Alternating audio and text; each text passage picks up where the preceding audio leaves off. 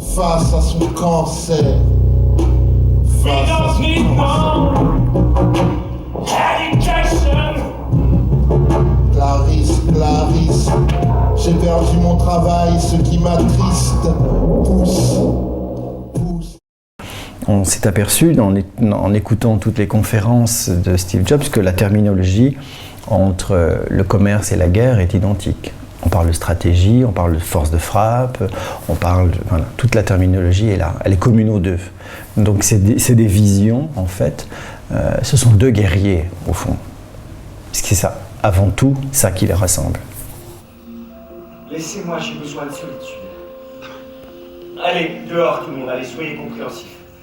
Laissez-moi, j'étouffe. Baissez les stores. Laissez-moi, allez, laissez-moi du balai. J'ai besoin d'être absolument seul. Je suis déjà très seul, mais pas assez pour l'être absolument. Allez, du vent, quoi, laissez-moi, parce que je vous dis qu'il faut me laisser, laissez-moi, mais putain, mais foutez-moi l'écran d'ici. Vous ne croyez pas que vous avez suffisamment squatté? Et sortez, là!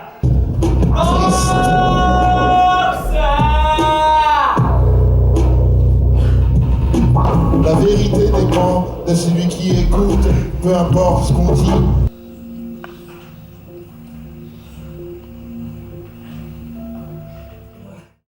L'histoire de la Silicon Valley de Steve Jobs, c'est notre histoire. Elle est nourrie, Steve Jobs en est le représentant, l'icône. Au fond, je pense qu'il n'a pas inventé grand-chose, il a simplement catalysé un certain nombre d'inventions et ensuite il les a transformées.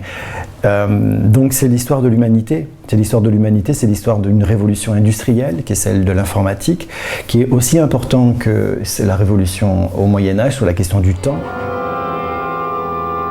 À 15 ans, j'avais appris par cœur toutes les chansons de Bob Dylan. J'écoutais les Beatles et les Doors. Je lisais Shakespeare et m'éclatais des heures avec les kits de montage Heathkit.